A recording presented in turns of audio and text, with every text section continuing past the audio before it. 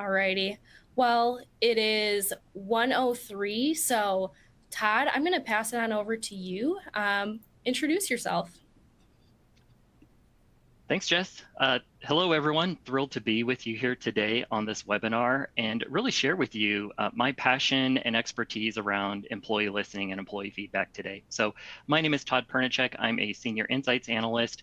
And one of the things that I enjoy doing in my work at Quantum Workplace is partnering with our customers and really fostering the existing good in their organizations and helping them build on it. So really excited to share with you today and the conversation that ensues. Aaron. Hi, everyone. My name is Aaron Brown, also a senior insights analyst here at Quantum Workplace.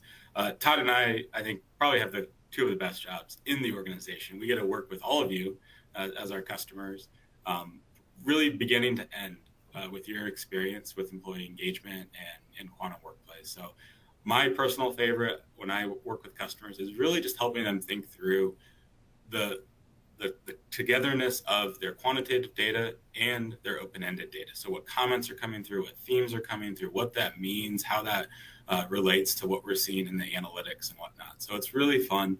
And today, we're going to help you really think through how to unlock the full potential of your employee listening program. So we're going to have a quick agenda. We're going to cover the importance of employee listening. Todd's going to give a quick definition of what that looks like and how to drive employee success. We're going to talk about the latest survey research highlights. And importantly there, we're going to cover kind of two myths about surveys that we often hear from our customers or prospects as kind of pushback to why not or why not now.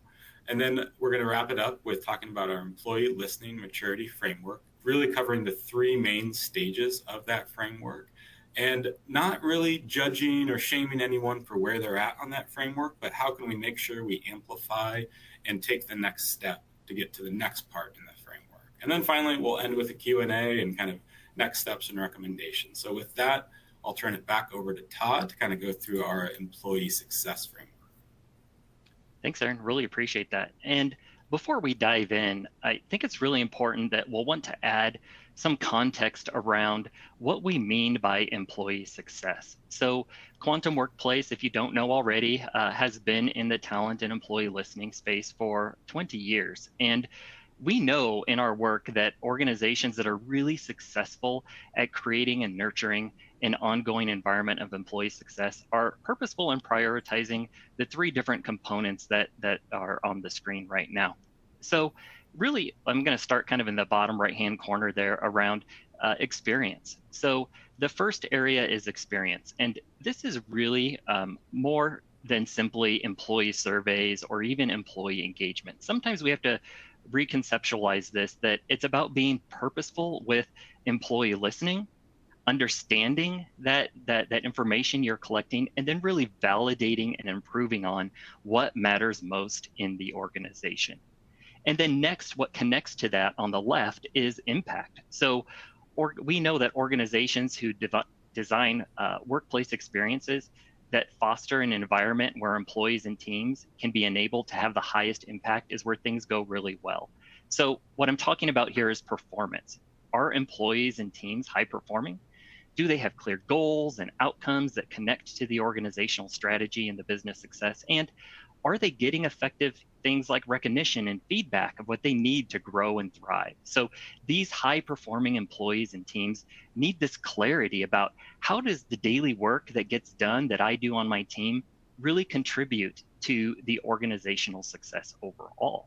So, and finally, is that kind of top piece there, magnetism. So this notion of magnetism really has to do with culture. So thinking about organizational culture like a magnet, it's about how are you attracting employees, that employee value proposition, but equally important, how are you retaining them and keeping them connected?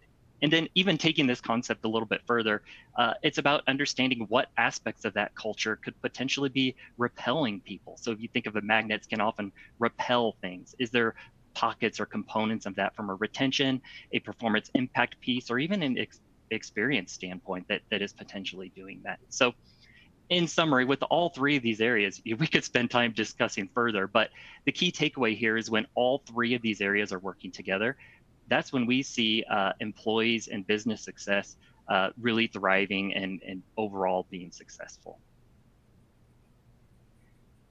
Here's our new ebook, and this is where the content from this webinar comes from. So some of this you will hear today on this webinar is really being illuminated from this ebook. And also we'll be talking about the employee flywheel. And this goes, we're not going to go into too much detail, but just wanted to give you a preview that there's a lot more depth in the ebook. And this is coming from this feedback strategy that you can use for your organization. So with that, we want some audience participation. So let's take a quick moment here for some interaction.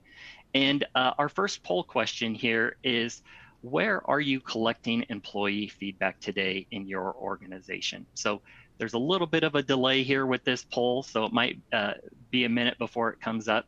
And you can select all that apply. So where are you collecting employee feedback today in your organization? Often it's employee engagement surveys, and then supplementing with things like life cycle surveys like exits or interviews or even onboarding surveys, topical pulses. And then when we think of formal feedback or even 360s, and then things like performance reviews, and there's also other ad hoc listening feedback channels as well. So we'll give it a minute here. I know there's a little bit of a delay. Give you all an opportunity to select, and then we'll talk about the results.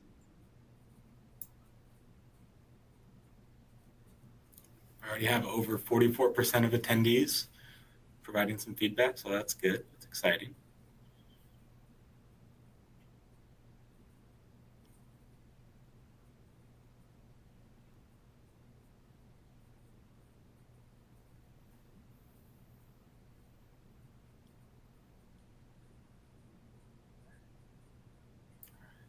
Should we go over to the poll results and kind of see what's coming up?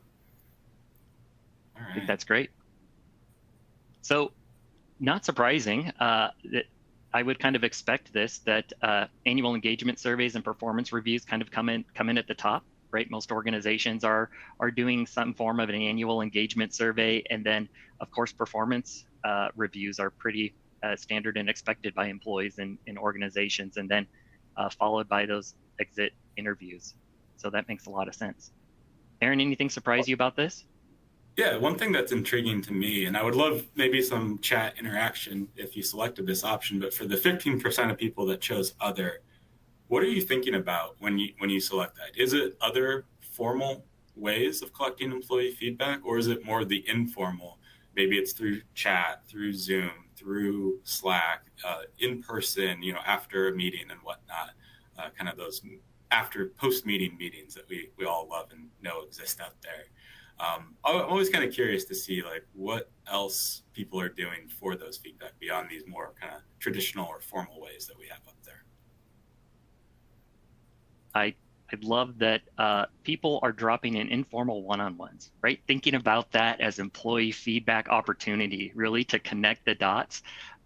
It makes a lot of sense, and I love that people are calling that out. We see that people who have more frequent one-on-ones with their managers are more likely to be highly engaged and connected to the organization. So for those of you who are doing one-on-ones, that's a great practice for employee feedback and employee listening. Absolutely. Now, I know what some of you might be thinking, hey, this is a lot of different ways that we can collect feedback. What does it do to employee engagement? Does it impact them in a negative way? Do they feel like there's too much that they're being asked to give? Are we over surveying them? That whole concept of survey fatigue. I think Todd and I probably get asked that weekly by customers about how much, too often, too much, too little, when it comes to employee surveys or any type of feedback that we're collecting. And I challenge my customers not to think of survey fatigue, but rather think of lack of action fatigue. So if you ask me the same question every single month about what I think needs to be improved in my workplace, and I tell you every month from my heart what I think really needs to be improved, but you never take any action, that's a recipe for disaster. I'll probably be disengaged. I'll probably be frustrated. At the very least, I'll probably stop responding and saying what I really think.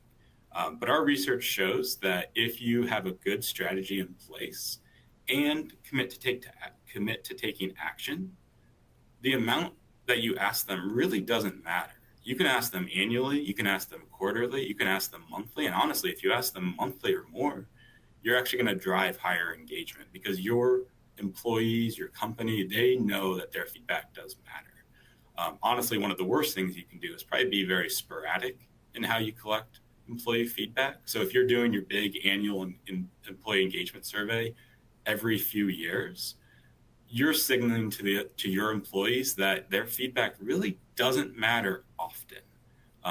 It's nice to have every once in a while, but at the end of the day, leaders are going to do what they want to do. Decisions are going to be made the way they want to make decisions. So how you survey, when you survey, and how often you survey does signal to your employees a lot about how their feedback matters. And if we can commit to action, that will dispel that myth of survey fatigue. And we also know a second myth that we often see is really around participation. Do we need to get 100% participation from our employees? Do we need to hear from every single person before we can go forward with a decision? And honestly, the answer is no. You can get really good participation through different avenues. What you're seeing up on the screen right now is our average response rate across our annual surveys. Typically, we see anywhere, depending on size, from 70 to about 90% participation. And that can give you really strong confidence of what to do with that data and what to do next with it. Even in pulse surveys or exit and new hire surveys, a lot of our research shows that you're usually going to get around half, 50, 60% participation on those kind of one-off endeavors or those kind of in-the-moment endeavors. So don't worry about getting perfect feedback from your employees or perfect amount of feedback. Any amount of feedback that we get is going to be really valuable. And we can be confident that if we're hearing from half, 60, 70% of our population, we can probably go forward well with that information. So now we're going to go into our second poll. We kind of want to ask, where does your organization struggle the most with employee listening? So we kind of understand where we're getting the feedback. And now we want to know, where do we struggle when we do get that feedback? Or even do we struggle getting to the point of getting that feedback? So we'll open up that poll now. And there's just a few options, but really this kind of builds momentum for the remainder of this discussion today.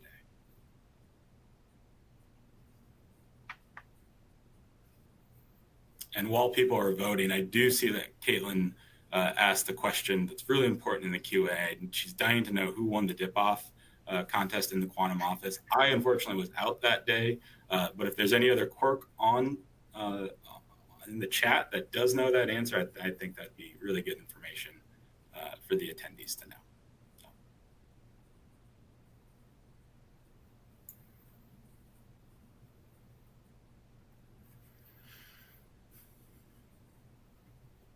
All right, we got about 40% participation so far on the poll.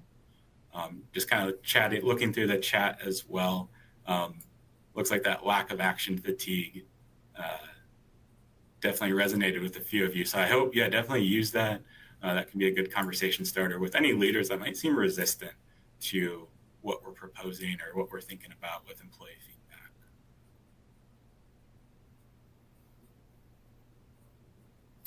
Taking action. Look at that, Aaron, 83%. There we go.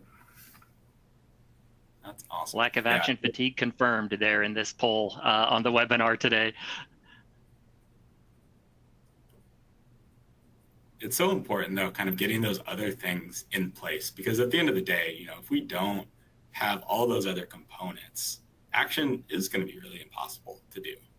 Or you're going to have rogue actions being taken and not everyone kind of bought in. So one of the things, share a little story here before we go to the next slide, is that notion of really driving employee participation coming in at 28%, almost 30%. And anecdotally, hear lots of stories about employees prior to coming to Quantum Workplace in this role, where employees would even tell me, as the person who was leading the employee listening strategy, well, Todd, I don't see any action on those results. I don't know what happened. So why bother? Why put my time and attention into it? And another anecdotal story is I had a physical therapist. I was going to physical therapy, and I told her what I did at Quantum Workplace, and she had this visceral reaction almost. She goes, "Oh, yeah, surveys." And I thought, "Oh no, why? Why?" Right? Like, she was breaking my heart a little bit. This is my passion. And she said, "They don't do anything with it. I don't even care what they do. I just want to see one thing change." So really, some of what you're sharing may feel unique to you, may feel unique to your organization, but really these are some universal themes and feelings and mindsets. So hopefully we can share by the end of this webinar some things that organizations are doing really effectively to counter some of these pieces, like Aaron said, so that they all kind of work in concert together. So with that, let's transition. What are those building blocks of an effective listening strategy? So I like to tell stories for anyone who knows me. So I'm going to start off with a little story here. I was on a call with a business leader yesterday who was helping navigate their organization through some really uncertain and challenging context. They're coming off of downsizing and layoffs in the last year and a half, and also selling off an entire business unit. And this person was thinking through their strategy thinking about these 5 building blocks of effective listening and how it fit in with their current situation. And rightfully so, this person had a little bit of hesitation, and I understood that. This person said to me, and I wrote down what they said: "We're hyper-focused on running the operations of this business." And I really empathize with that. And I would say that this is a reality for some, if not many organizations at this moment in time, right? Maybe it's not layoffs or selling off business units, but there's a real need for an effective employee listening strategy now, and it's greater now more than ever. So how this looks is really very dependent on those variables inside your organization.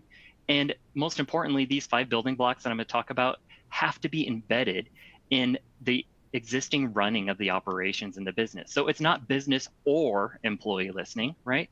It's employee listening that drives that business success. So I might be speaking to a captive audience here who already gets that, but it was really an important story that came to life yesterday as we were coming into this webinar today. So that first building block here is really a culture of feedback. So gathering employee feedback really helps you discover truth. I've heard our director talk about this as employees, when they give feedback, they get to speak their truth. And it helps avoid speculation, and it provides visibility into what's happening in your organization. So sometimes I think when we think about a culture of feedback, we think about feedback, capital F. I often talk about, oh, capital F feedback, right? But really it should be kind of a lowercase feedback. And what I mean by that is we really have to acknowledge with feedback that people's prior experiences come with it. And so building and nurturing those mindsets, those habits, even the systems around it is really critical when you think about those poll results that just came in. And it's not an arrival. It's always an ongoing process of versioning and updating. And I think we have to acknowledge that and enter into that space and give people some grace and not worry about the perfection so much, the capital F, but really entering into the habits and the mindsets that matter as we're building that culture. Part of that is, what's our clear and compelling purpose? So when you're thinking about this, the purpose around the why of the employee listening strategy that resonates with people is critical. So they need to know the reasons behind it, and more importantly, see those actions, right? We talked about the actions. What are the actions that are coming from it? And often with clarity and purpose of action, or without it, feedback can stall. And like Aaron said, sometimes you focus on those wrong things that maybe aren't critical to the business success or the continuity of what the organization needs right in the moment. And then ownership is really important. That helps with that action piece that we're talking about. So clarity of ownership: who owns the process, who owns the data, who are the coaches, who's the facilitators, the collaborators, and then who's driving the action. And then also, who has responsibility and influence? So even employees, individual contributors have critical roles in this, and we have to really make sure that there's that clarity of ownership. Continuous approach is important, and Aaron shared some information in our research on this notion of continuous approach and how important it is. And there's this important and delicate balance that's often walked between how often you seek feedback and then, of course, how you're acting on it. And then the 5th component there is that thoughtful mix of surveys. So surveys are an effective tool for collecting feedback, obviously, but not every survey is created equal. So this is a really important component where I think sometimes we get lost in the weeds. We at Quantum Workplace know that there are 3 surveys for an effective listening strategy. First being that employee engagement survey, the annual engagement survey as your core, supplemented by pulse surveys, and then of course life cycle surveys.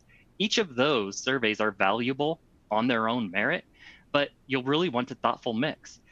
This means the right survey for the right design, for the right purpose. So how you design, deploy, analyze, and really act on that feedback is going to be crucial to that mix as you're thinking about this. So taken together, these 5 building blocks are really effective to a listening strategy that's imperative in helping you navigate, challenges, changes, and uncertainties, and that are really kind of the norm in today's business environment. So we'll be sharing what are some versions of how this looks here a little bit later in the webinar, because you know best the state of your organization. And we know that meeting people in your organization is critical. We got to meet them where they are and then take those steps forward to encourage them to keep moving forward, to build process and momentum in these building blocks to get to that ideal state. So with that, Aaron, do you have anything to add there before we kind of shift into talking about the employee listening flywheel? Yeah, I just want to jump on that aspect of meeting people where they're at, or meeting even leaders where they're at, managers where they're at, employees where they're at, yourself and your team as an HR unit where you're at, because you can't go from 0 to 100 and expect success. So if you're starting your employee listening journey at your organization, you might be a little intimidated or thoughtful of, oh my gosh, there's all these things that Todd just mentioned, the annual survey, the life cycle survey, the pulses, there's the feedback platform, there's all these other things we mentioned already. How do I implement that tomorrow? Well, the answer probably is you don't implement it tomorrow, but what's the first step that we can take? And so when we think about employee listening, let's boil it down very quickly to just 3 things. We got to ask them, first of all, what's going on? How are they doing? How are they feeling? What can we do better? What can we do differently? If you don't ask, you're only going to make assumptions, and we all know where that leads us in a lot of ways. Then once you get that feedback, once you get that data and those results and the open-endeds and the quantitative, then you can have your aha moments. And what I encourage there is that don't just have aha moments from you personally looking at the data. Encourage and open up that data to everyone that's going to be a decision maker, whether that's managers and leaders or executives, because there's going to be a different spin that they might have on what that data means and what they can do with it. So ask the question, uncover some ahas, and then act on it. That's the last thing. Once we act on it, once we know where our ahas happen, then we can act. We can take critical information, critical next steps to improve that employee experience. And then we start all over again. So ask, aha, act, keep that momentum going.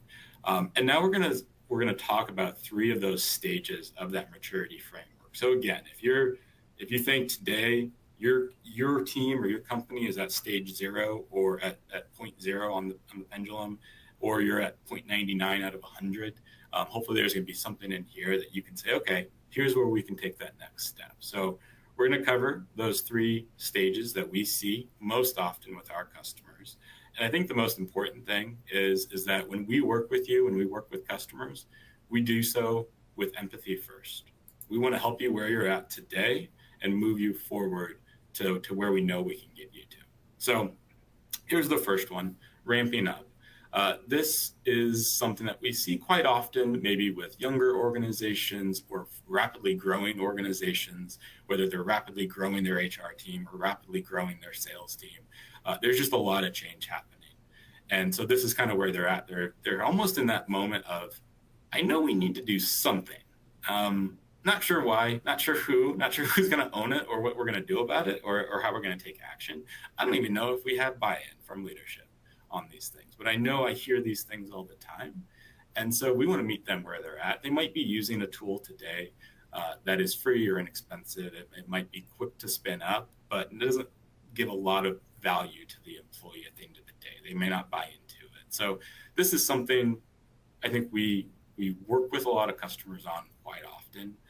Just kind of understanding, okay, where are you at today and where can we get you to? I would say the one thing that's right in the middle of this bullet list that is the hardest to overcome with organizations that are in the ramping up phase is they're focused more on the score and not really the feedback. So if they see a 70% favorable, they just ask themselves, well, why isn't it 90 or 95% favorable? That's all I really want.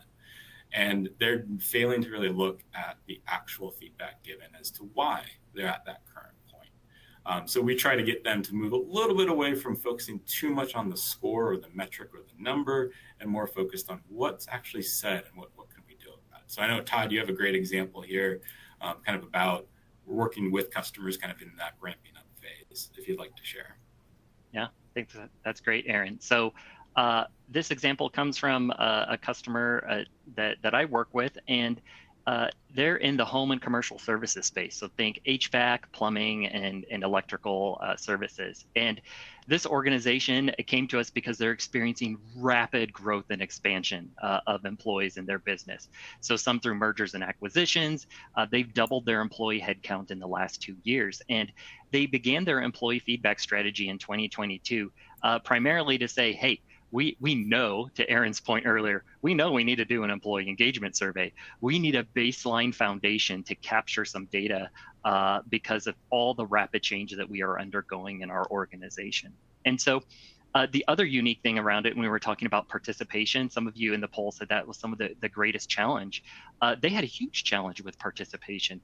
Think dispersed technicians and teams in the field in many different states, all across the United States, many of which, if you think about the population, plumbers, HVAC professionals, electrical technicians, many of which who maybe never been asked to take a survey in their entire career, right, or their entire job life. So this was something new that they were trying to do. To Aaron's point, they're like, we should do this.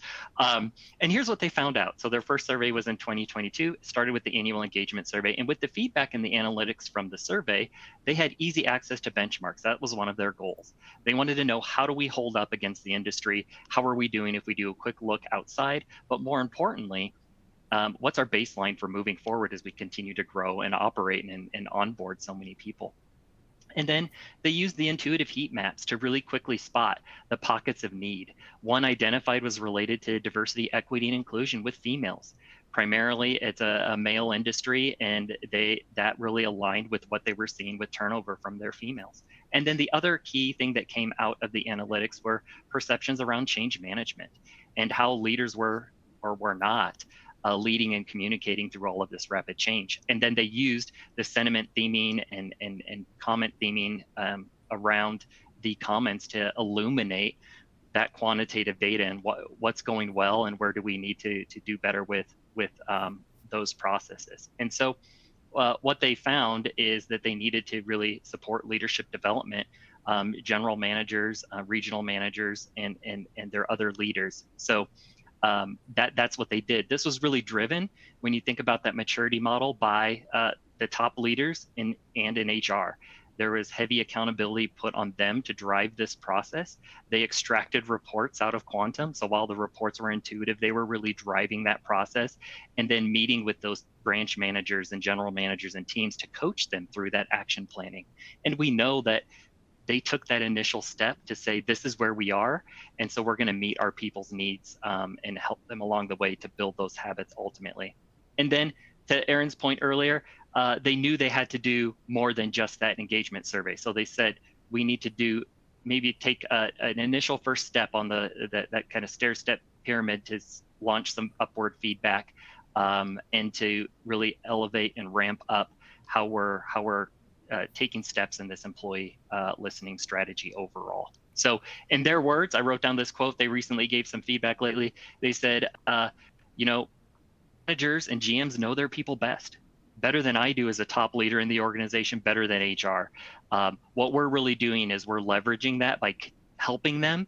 And then our end goal, right, when you think about that maturity model, we would hope to release that level of kind of responsibility to people to do it on their own. So based on all of what I just shared there and that last comment, here are some steps for the characteristics of what kind of the next maturity model looks like in this work. And that's really accelerating. So the foundation has already been laid for capturing, analyzing, and acting on employee feedback. And now you're really ready to kind of build on driving that meaningful change from engagement surveys by sharing ownership with managers, with employees, who are eager to understand and act with their employees. So instead of just being driven from the top down. And there's also this notion of collaboration, right? So we're starting to say, this is about us together, working together through collaboration, collaborative action planning on what matters most for our teams, and for employees to be encouraged to continue to participate in providing more feedback all year long about those changes, that I don't have to wait for just one formal survey to provide feedback. There are these other opportunities to do it either formally or informally, or other different processes and organizational systems. And then, managers really make it a point to have those ongoing discussions. So think what we shared in the chat earlier about informal one-on-ones, other engagement tools, goals, performance, thinking about retention outside of just surveys alone. And then really being purposeful beyond just an engagement survey or a sporadic pulse survey, that what we're doing, we're kind of layering it very purposefully in those in-between moments to make sure we're layering on data points and really kind of iterating off of those different areas. So Aaron, I know that I think you have a great example of what accelerating looks like to really kind of bring this to life. Yeah, absolutely. One of my favorite customers that I get to work with, they're a large healthcare organization. They came to us probably about 7 or 8 years ago now. When they started with us, I believe they were around 6,000, 7,000 employees. Today, they're just under 20,000 employees. So I would love to put them in the last category that we're going to cover, but I think they fit really well here in accelerating, because they are dealing with people that are brand new to their organization, not only from an employee perspective, but from the business unit perspective, the company perspective. They've never been involved in their organization until they got acquired. And so they are kind of in this push-pull mentality where they have some organizations that are thriving right now with their employee listening feedback programs, some departments and some downlines that are just doing amazing things with their data, others that are just starting out. They're like, this is going to be the first time we ever actually did an employee survey. Before we were too small, or we didn't have enough buy-in, we didn't have the capital to do this. And so that's kind of where it puts them in this kind of middle of the road path, which I think is great, because they have really great engagement data. They have really awesome, highly engaged employees, and it's really been fun to see. And I think the thing that has helped them the most over this time is that over the past 7 or 8 years, they have been intentional about iterating what engagement means to their organization. So they didn't just say, yep, we're going to go with these questions and we're never going to change a thing. And 8 years later, they're looking at the same questions. No, every single year, they're taking a hard look at what are they asking their employees, what are they doing with that content, and then how are they going to drive action. And they get a lot of feedback. They get feedback via these one-on-ones, via the team report available to their employers, their managers. They're knowing kind of what is working well, what's not working well. So you can imagine they were primed and ready almost when COVID hit. Being a healthcare organization, a lot of stuff hit the fan very quickly for them, but they were ready. They had employee feedback. They were already supporting remote work and hybrid work. They had these processes in place. And that was one of the really great things, watching them kind of thrive in those moments when a lot of stuff could have been easily pushed to the side, or easily thrown away, or easily made somebody frustrated. They were really in a good position. And I think it's the care and attention that they put into their program that really helps bring it to light. So they're accelerating, or they're ramping up still, I think, with some of their groups. But a lot of their groups are going to be in that third bucket that we're going to talk about in a second, the accelerating bucket. And they're just doing some really wonderful things. So if you think your organization is in a position of immense change, and it's not the right time to ask for feedback, or gosh, we should just probably wait until the acquisition closes, or we spin down that one product that wasn't really making us any money, and then we can ask for feedback. Don't. Just ask for feedback. I think that's what they really did well, is that they kept it consistent year in and year out. They kept continuing to ask for feedback. And the last thing that I'll share before we get into the final stage that they do, and some of my other customers do that are in this part of their experience, they do targeted populations when they do their pulse surveys. So some pulse surveys might go to the whole population and all employees, but they have specific ones that might go just to managers or critical leaders, high talent, leaders that are in developmental programs, those types of things. So they're really targeting the audience they want their feedback from. And then they use that to inform the rest of the population or make changes for the rest of the population. So it can be a really valuable lesson to say, okay, who do we want to ask from right now and for what purpose? So you don't have to ask everybody all at once. You can target those populations to make sure those pulse surveys are as effective as possible.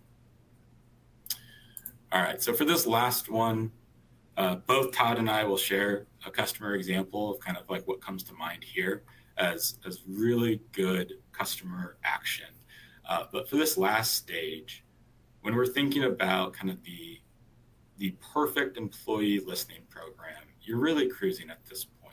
HR is in that strategic space where they're not owning and deciding everything for the organization related to employee engagement, but they are really coaching the organization through this. They are that head general manager kind of overseeing the entirety of the program, but not necessarily calling every single shot or making sure every single manager is handheld through the process. They're giving them really good coaching and advice along the way. And that's the most critical in that second bullet point there. Everyone is involved.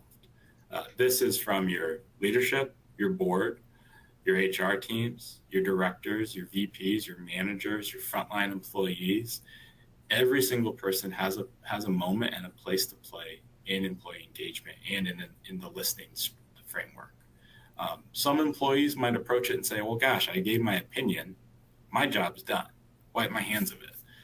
That's in an organization that maybe doesn't value employee feedback all that much. Ideally, those employees are like, I gave my feedback. I'm committed to the next conversation we have about that feedback and continuing and committed to really seeing it through in action phases. So it's not just something happening to me, but I get to inform it and work through it as well. And so some of the organizations I kind of think through when I have this, with this cruising mentality of they're really interconnected across all things. They're not just using employee engagement data. They're using business data. They're using intelligence data. They're using applicant tracking data. They're using their flight risk data to really understand what is the total complete story. There's a lot of organizations that are close to this, but I think one of my favorite organizations that I get to work with is a logistics organization. They're about 5,000 employees. They're worldwide, and they do a great job of ensuring all the data plays a role at the right moment. So they're bringing in safety data, they're bringing in performance data, they're bringing in location data, they're bringing in feedback data. And it's really valuable to kind of paint that entire picture where they can see where do we need to focus efforts, who is in need of a lifeline right now, who is doing really well that just needs to maintain momentum, who needs to be shown a light on and recognized as a great leader in the organization. That is something that they do really well. So when you think about getting to that accelerating stage, you don't just have a good listening program where you interact with them at different points of the life cycle. You're weaving that data in to all the other business intelligence data that you already have in your organization. You're looking for those moments to say, where can we interject good coaching, good next steps to really take it to the next level and either maintain employee engagement or anything of that nature. So that's one organization that I think of when it comes to that accelerating, really doing well here. They're having that complete data story to help propel them to those next levels. Todd, is there anything that you'd want to share of customers you've worked with in this realm or this stage? Yeah, thanks, Aaron. It was kind of hard to pick one, but one that came to mind as I was thinking about it. This is another healthcare example, a healthcare organization. They are in the home health space, and I'll kind of talk first about how they approach engagement. So they're at the point where they're really empowering managers and leaders, but more importantly, employees to be a part of that continuous conversation and action planning. So they even have employee ambassadors who are individual contributors on each team who get access to their team's reporting site. And that person is in charge of helping facilitate conversations with the team that includes the leaders, putting in action plannings, updating those action plannings, even potentially saying, we're going to put this on hold and shift because something different has happened. And I think that's something that's really unique. They've been at this work for a really long time, and they have that kind of mindset that what we're doing is having conversation, that feedback is conversations about the work, and we're kind of all in this together. The other thing that's interesting that they're doing is similar to what you shared, Aaron, they're taking a really targeted pulse survey approach. That they realize that some pulse surveys go out to the entire organization, like shifting their diversity, equity, inclusion, listening to specific pulse surveys, but more importantly, targeting team effectiveness pulse surveys to pockets of the organization depending on what's happening. So if they reorganized workflows, or they often reorganize who reports to who, using those team effective feedback surveys to say, how's it going post change? How are you acclimating to your new roles, your new manager, and really kind of listening to that.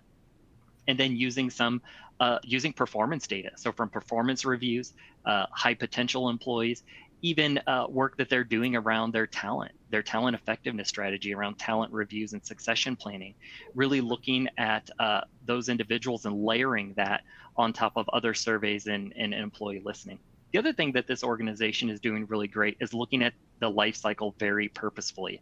So they're constantly going in and changing what they're asking on their onboarding or their exit surveys, or even training surveys, to use built-in logic to drive what questions drive the survey itself based on who's taking the survey, based on their kind of demographic placement in the organization, or even how people are responding to the survey, so that they can get really sharp intelligence around what people is how they're saying their experience with onboarding, or even at the exit, about their employee experience. Does that align with our employee value proposition, or is there a disconnect there, and do we need to shift that? So they're doing lots of unique things to make sure that we're not just asking more, but we're layering different components on that, and measuring those different data points with the listening of the overall employee experience.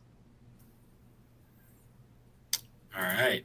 So now we're going to kind of wrap things up here. We have a few minutes left. We'll kind of cover some key takeaways and some insights. But also in the chat, definitely feel free to start putting in your Q&A questions, or kind of telling the other audience members where you're at in your journey at your organization. Are you in that ramping up, kind of just starting out space? Are you accelerating? Are you cruising?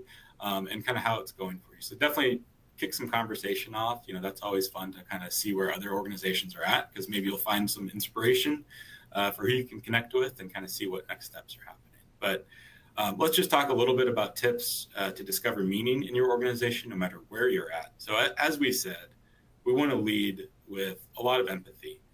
There is no wrong place to be. It's only wrong if you stay there and you never try to move forward. So we always want to make sure that we're trying to get to that next level, trying to incrementally improve what our employee listening looks like in our organization. And to do that, we have to focus beyond just the data that we're collecting. If you just think about the past 3 years, so many things have happened societally and worldly that are impacting employee engagement, that we need to be cognizant of those things. Just think about the past few weeks with Silicon Valley Bank and all the things happening in the financial world. There's probably employees in your organization right now that are a little worried about some of those things. Others have no clue what's going on, and others are, hey, like, I've read everything. I think we're in good shape. Things are going well. But just know, like, those things do occur, and those things impact employee engagement. So it's not just the data that you're getting from your employees, it's in the context of what's happening around you as well. Try not to just focus on the bad either. Sometimes that's where we go right away when we look at the data and, like, oh, that's the lowest rated item, or that's the worst comment, or they called me out specifically for a bad management practice. Focus on the good as well. I often say to my customers, your leaders and managers can read all the HBR, Inc., Fortune, Forbes, New York Times, USA Today articles they want about how to be a good manager, but they can probably also ask a peer that's doing something different than they are. Somebody inside their organization right now is doing something unique, cool, fun, exciting to bring a good management experience to their team. And if they know about that, they can replicate that in their own team. So don't just focus on the bad. Focus on the people that are doing things really, really well in your organization and shine a light on that. And then focus on that local action. So not every place is going to look the same. Not every intervention is going to look the same. Some groups may react really well in some cases. Others may need to try something else. So definitely keep these 3 data points in mind when you're thinking about, how to discover that meaning in your results. And then finally, embrace where you're at today. Again, no shame if you're in one of those 3 and you want to get somewhere further along. That is perfectly okay. Quantum Workplace is definitely here to help if you're interested, but also make sure that you're talking to your leaders and your managers and getting them to buy into the vision that you have as a leader in your organization. Find those champions that are going to help you get to that next level. These don't have to be leaders and managers. These could be other individual contributors that have done some of this work before or have worked in organizations that have had a really good approach to employee listening. So source as much feedback as you can about your feedback program. Don't just assume that, hey, this is the one strategy that's going to work and it's going to be perfect. And then keep that momentum going over time. So I've probably talked a little too much there at the end there, but we'll leave these last 10 minutes for questions. So I'll kind of go, we'll turn it over to the question group now. And Jess, if there's anything that we should start with, definitely let us know. Yeah, thanks for sharing all the great information that you had today. We are going to move into the Q&A portion, so feel free to locate the Q&A box within your console and drop any questions that you have there. Just quickly before we jump into those, I know we've seen a few come in. I did want to just draw your attention to note that our latest ebook, The Employee Listening Flywheel, is available within the console in the content and resources section. Now I'm going to go to first question. Todd, I'll throw this one over to you to start.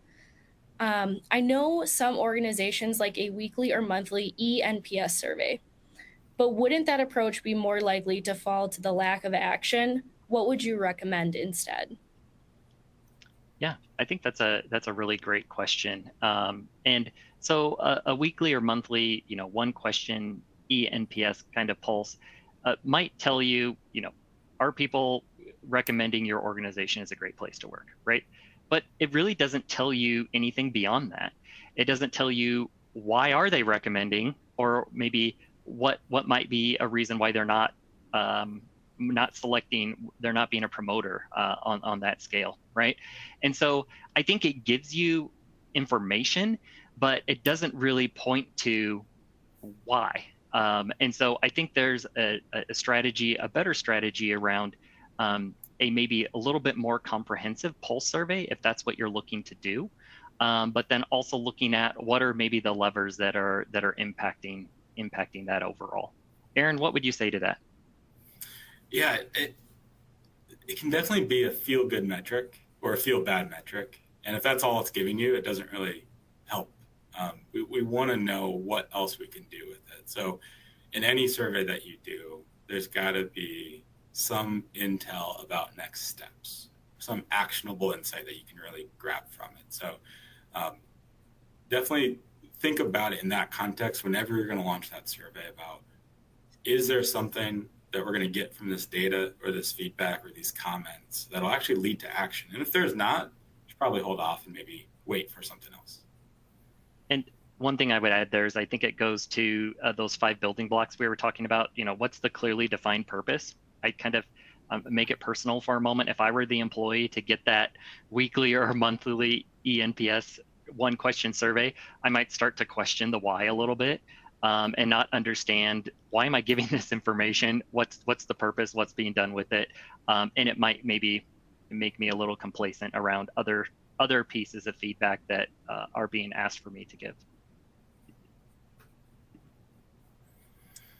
Great. Okay, so our next question, Aaron, I'm going to toss this one your way. Sure. How do you pick the right survey partner? head to Google and type in Quantum Workplace. No, that's the salesperson in me trying to get a quick sale. But no, seriously, when you think about picking that survey partner, do some research on who they are as a company, what they do, what they promote, what they're writing about on LinkedIn, just to kind of understand where their coaching, their consulting, their advice is going to come from. You definitely want to partner with an organization that aligns with your values as a company and can meet you where you're at. So in a lot of cases, you might want an organization that promotes really consistent, this is exactly what you have to ask and you can't veer off this course. And maybe that works for you. That's great. Other times you might want an organization that gives you a little bit of leeway to design the survey that's really right for your organization. Or maybe a survey partner that partners with a lot of organizations that you're competitors with. So understanding what their employee base looks like, what their customer base looks like, who their benchmarks are. So if you're in the manufacturing space and you hit up a survey partner that only surveys healthcare organizations, they might have the technology for you, but they probably don't have the coaching or advice that's going to help you take it to the next step. So kind of think about that. Do your research, really understand, reach out to those individuals working there to see kind of what can you learn from in terms of their tech, their abilities, their benchmarking, because that's all going to play an important role in who you end up choosing and ultimately end up partnering with. Great. Todd, I have another question for you. What are the biggest missteps when it comes to internal communications in the employee listening and feedback process? Oh, wow. That's a fun one. The biggest ones, 6 minutes. I don't know. Do we have enough time to answer that? I think some of the biggest missteps is, here's what I would say. A lack of simple acknowledgement, right? So when I think about communication is about acknowledgement. It's about acknowledgement about what's coming up, acknowledgement about what's going to happen or what we expect to happen. And then it's even sometimes acknowledgement about feedback that came in that's not ideal, that highlights opportunities or problems or things that are maybe uncomfortable. And so when I think about that question, I think that that's sometimes where it goes wrong, is that kind of simple acknowledgement that really brings it down to earth about what we're doing and why are we doing it, and makes it really relatable to key things that matter about employee success and business success, which is driving high performance. It's about being connected to your teams. How do we come to work every day to make sure people are included and connected and feeling valued? Those components that drive human performance, that I'm connected, that I matter, that I have value, that I have purpose, and then I get what I need around feedback and recognition. So I think sometimes we try to make it too big, and in sight of making maybe this perfect communication plan that is perfect and cascades down, we lose sight of the real message around, even from top senior leadership, right? From a strategy cascade all the way down to what does this mean for our team's day-to-day work? And then I guess the second thing I would say is often communication is about translation, right? So how are we translating this? Translating what you're saying about the survey, about the feedback, about the actions we're doing all year long. How are we translating it in things that matter to people, and that they even have an opportunity to provide feedback on that communication along the way. One quick anecdote I would add there, Todd, is you can't let your emotions dictate how you communicate and what you communicate. But we all have to kind of acknowledge that we have those emotions. And so sometimes we might take the data or the results a little personal. I remember one instance, it was my favorite interaction with the CEO. The results weren't great. The data came in, trust and leadership was low, management scores were low. They had a big decline since the last survey. And I remember the CEO just kind of like exhaled and he said, "That sucks." And then he immediately reverted to, "But what can we do about it?" So he had that moment where he internalized, he responded emotionally. And if he had sent that out to the entire company, they probably would have said, "Oh, he doesn't care." But he had it and then he moved on. And then he's like, "Okay, but what can we do about it?" And that's what the next 20-minute conversation focused on, is really, what are we going to do about this data? What should we share? What should we communicate? What are the next steps? So I think that's one thing to keep in mind. Like, just don't let those emotions play a role in how you communicate the results. The last thing I would say about that, and I'll tell another story real quickly, was going through an insights presentation post feedback with a large global financial organization, and in a specific region of the world, I have the technology and resources I need to do my job is incredibly low, like 28% favorability. And immediately the CHRO stopped, turned to the team and said, we need to get on the phone with them right away and figure out why. What is it? What's missing? What do they need to do their jobs effectively?